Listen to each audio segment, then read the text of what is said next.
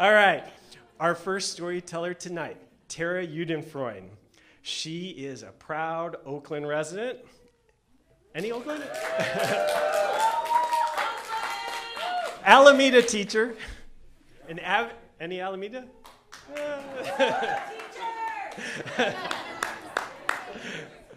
An avid traveler and a profuse daydreamer who sometimes walks into walls. You told me it anyway. Please get it up for Tara Yudenfreund and her story, La Casa de los Secretos.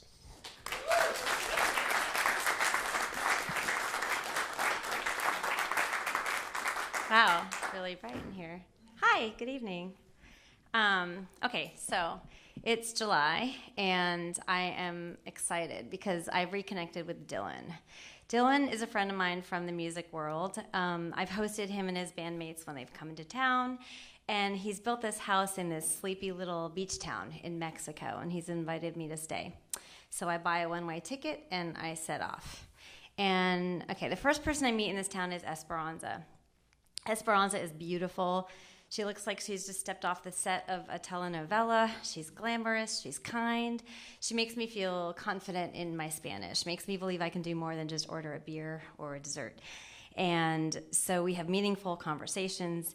And I'm a little puzzled as to how she and Dylan have become friends because he has this condition called being Australian. And this precludes him from learning other languages. And I think that, no Australians in the room? I think that he's going to learn Spanish because he's moved here, but thus far he has not.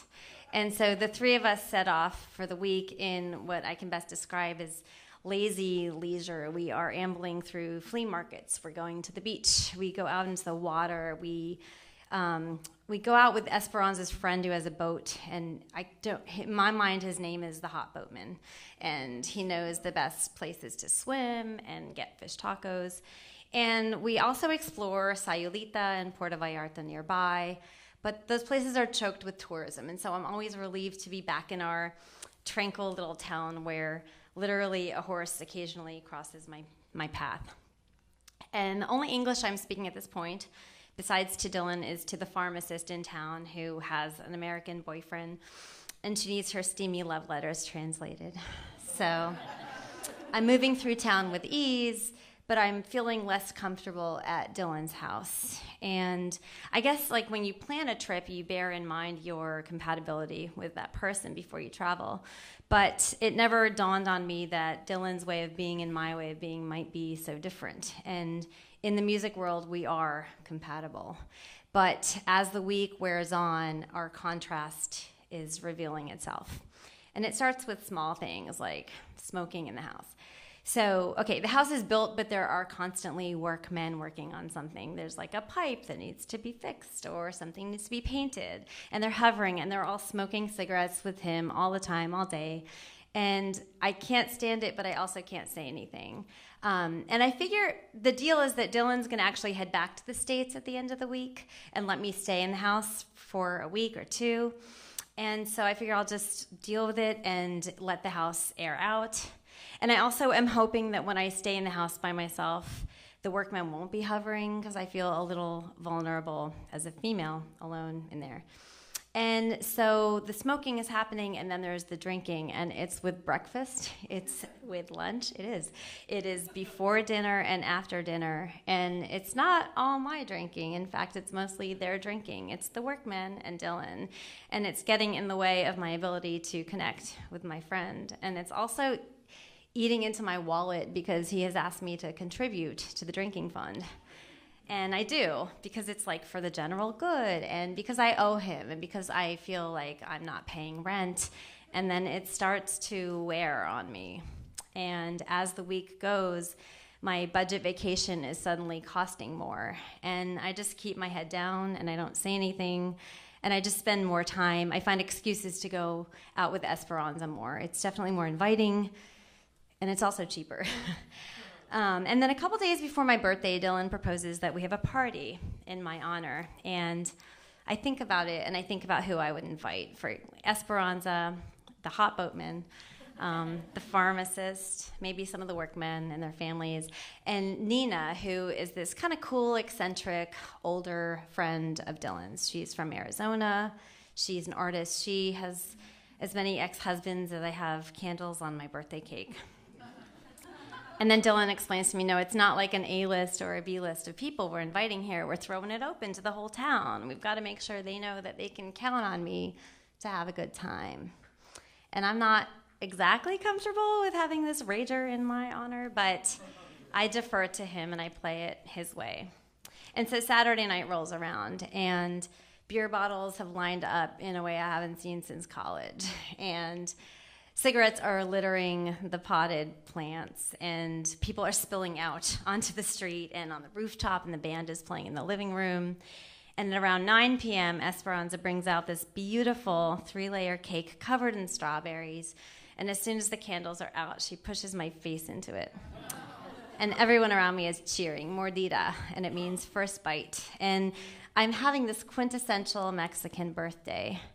But in keeping with a tradition from my own youth, which is being the first one to go to bed at my own parties, at around 11 p.m. I sneak off and I go to bed. And then I wake up in the middle of the night, and there is glass smashing and a woman screaming. And I go to look out the window, and I see a friend of Dylan's being held back by a police officer. And his wife is crying in Nina's arms.